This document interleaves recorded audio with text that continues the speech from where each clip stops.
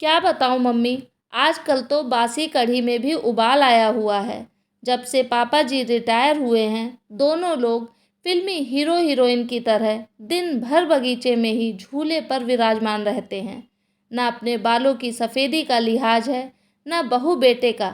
इस उम्र में दोनों मेरी और नवीन की बराबरी कर रहे हैं। ठीक है माँ, मैं आपसे बाद में बात करती हूँ। शायद सासू माँ आ रही हैं। सासू माँ ने बहू की बातें कमरे के बाहर सुन ली थी, पर नज़रअंदाज करते हुए खामोशी से चाय सोनम को दे दी। सासू माँ बहू सोनम को चाय देने के पश्चात पतिदेव अशोक जी के लिए चाय ले जाने लगी। ऐसा देखकर बहू सोनम के चेहरे पर व्यंग्यात्मक मुस्कान तैर गई, पर सासू माँ समझदारी दिखाते हुए बहू की इस नाजायज़ हरकत को नज़रअंदाज करते हुए सिर झुकाए वहाँ से निकल गईं। पति के रिटायर होने के बाद कुछ दिन से उनकी यही दिनचर्या हो गई थी। आजकल सासू माँ प्रभा जी अपने पतिदेव अशोक जी को उनकी इच्छानुसार अच्छे से तैयार होकर अपने घर के सबसे खूबसूरत हिस्से में अपने पतिदेव के साथ झूले में बैठकर उनको कंपनी देती थी। प्रभा जी ने सारी उम्र तो अपने बच्चों के लिए लगा दी थी। कोठीनुमा घर अशोक और प्रभा जी का जीवन भर का सपना था, जो उन्होंने बड़ी मेहनत से साकार किया था। ऐसे मनमोहक वातावरण में वहाँ पर लगा झूला मन को असीम शांति प्रदान करता। पहले वह और अशोक इस मनमोहक जगह में कम समय के लिए ही बैठ पाते थे। प्रभा अनमनी होती तो अशोक बड़े जिंदा दिल शब्दों में कहते, पार्टनर, रिटायरमेंट के बाद दोनों इसी झूले पर साथ बैठेंगे और खाना भी साथ में ही खाएंगे। आपकी हर शिकायत हम दूर कर देंगे। फिलहाल हमें बच्चों के लिए जीना है। बच्चों के करियर पर बहुत कुछ बलिदान करना पड़ा। खैर, अब बेटा अच्छी नौकरी में था और बेटी भी अपने घर की हो चुकी थी। रिटायरमेंट के बाद घर में थोड़ी रौनक रहने लगी थी। अशोक जी को भी घर में रहना अच्छा लग रहा था। पहले तो बड़े पद पर थे, तो कभी उनके कदम घर में टिकते ही नहीं थे।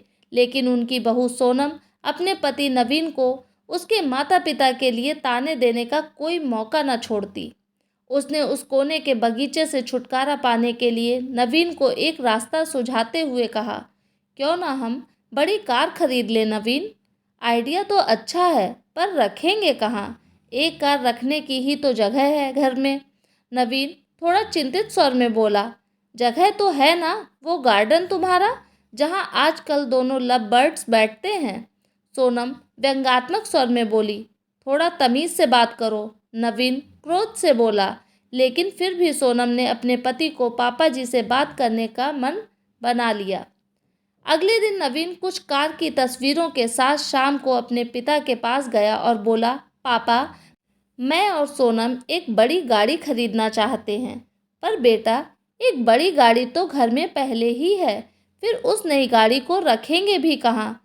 अशोक जी ने प्रश्न किया। ये जो बगीचा है, यहीं गैरेज बनवा लेंगे।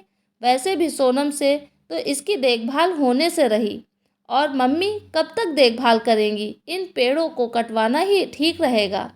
वैसे भी ये सब जड़ें मजबूत घर की दीवारें कमज़ोर कर रहे हैं। यह सुनकर प्रभा तो वहीं कुर्सी पर सीना पकड़कर बैठ गई। अशोक जी ने क्रोध को काबू में करते हुए कहा, मुझे तुम्हारी माँ से भी बात करके थोड़ा सोचने का मौका दो। क्या पापा, मम्मी से क्या पूछना? वैसे भी इस जगह का इस्तेमाल भी क्या है? नवीन थोड़ा चिड़चिड़ा कर बोला, आप दोनों दिन भर इस जगह बगैर कुछ सोचे समझे 4 लोगों का लिहाज किए बगैर साथ में बैठे रहते हैं। अब आप दोनों कोई बच्चे तो नहीं हो, लेकिन आप दोनों ने दिन भर झूले पर साथ बैठे रहने का रिवाज बना लिया है, और ये भी नहीं सोचते कि 4 लोग क्या कहेंगे। इस उम्र में मम्मी के साथ बैठने के बजाय आप अपनी उम्र के लोगों में उठा बैठी करेंगे तो वो ज़्यादा अच्छा लगेगा ना, कि ये सब। और वह दनदनाते हुए अंदर चला गया। अंदर सोनम की बड़बड़ाहट भी जारी थी। अशोक जी कड़वी सच्चाई का एहसास कर रहे थे, पर आज की बात से तो उनके साथ प्रभा जी भी सन्न रह गईं। अपने बेटे के मुंह से ऐसी बातें सुनकर दोनों का दिल भर आया था और टूट भी चुका था। रिटायरमेंट को अभी कुछ ही समय हुआ, जो थोड़ा सुकून से गुजरा था। पहले की जिंदगी तो भागम भाग में ही निकल गई थी, बच्चों के लिए सुख साधन जुटाने में। अशोक जी आज पूरी रात ऊहापोह में लगे रहे। कुछ सोचते रहे, कुछ समझते रहे और कुछ योजना बनाते रहे। लेकिन सुबह जब वे उठे तब बड़े शांत और प्रसन्न थे।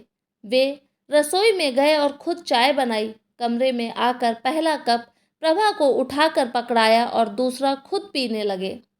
आपने क्या सोचा? प्रभा ने रुआसे लहजे में पूछा। मैं सब ठीक कर दूंगा, बस तुम धीरज रखो, अशोक बोले। पर हद से ज़्यादा निराश प्रभा उस दिन पौधों में पानी देने भी ना निकली और ना ही किसी से कोई बात की। दिन भर सब सामान्य रहा, लेकिन शाम को अपने घर के बाहर टू लेट का बोर्ड टंगा देख नवीन ने भौचक्के स्वर में अशोक से प्रश्न किया। पापा, माना कि घर बड़ा है, पर ये टू लेट का बोर्ड किस लिए? अगले महीने मेरे स्टाफ के मिस्टर गुप्ता रिटायर हो रहे हैं, तो वो इसी घर में रहेंगे, उन्होंने शांतिपूर्ण तरीके से उत्तर दिया। हैरान नवीन बोला, पर कहाँ? तुम्हारे पोर्शन में, अशोक जी ने सामान्य स्वर में उत्तर दिया। नवीन का स्वर अब हकलाने लगा था। और हम लोगों ने तुम्हें इस लायक बना दिया है। 2-3 महीने में कोई फ्लैट देख लेना या कंपनी के फ्लैट में रह लेना, अपनी उम्र के लोगों के साथ। अशोक एक एक शब्द चबाते हुए बोल रहे थे। हम दोनों भी अपनी उम्र के लोगों में उठेंगे बैठेंगे। तुम्हारी माँ की सारी उम्र सबका लिहाज करने में निकल गई, कभी बुजुर्ग तो कभी बच्चे। अब लिहाज की सीख तुम सबसे लेना बाकी रह गया था। पापा, मेरा वो मतलब नहीं था, नवीन सिर झुकाकर बोला। नहीं बेटा, तुम्हारी पीढ़ी ने हमें भी प्रैक्टिकल बनने का सबक दे दिया। जब हम तुम दोनों को साथ देखकर खुश हो सकते हैं, तो तुम लोगों को हम लोगों से दिक्कत क्यों है? इस मकान को घर तुम्हारी माँ ने बनाया, ये पेड़ और इनके फूल तुम्हारे लिए मांगी गई न जाने कितनी मनौतियों के साक्षी हैं, तो यह अनोखा कोना छीनने का अधिकार मैं किसी को भी नहीं दूंगा। पापा, आप तो सीरियस हो गए। नवीन के स्वर अब नम्र हो चले थे। ना बेटा, तुम्हारी माँ ने जाने कितने कष्ट सहकर, कितने त्याग करके मेरा साथ दिया। आज इसी के सहयोग से मेरे सिर पर कोई कर्ज नहीं है, इसलिए सिर्फ ये कोना ही नहीं, पूरा घर तुम्हारी माँ का ऋणी है। घर तुम दोनों से पहले उसका है, क्योंकि जीभ पहले आती है, ना कि दांत। बाप की बात सुनकर बेटे का सर शर्म से झुक गया। कहानी पसंद आई हो तो अपनी राय जरूर बताइएगा। चैनल पे नए हो तो सब्सक्राइब कीजिएगा। धन्यवाद।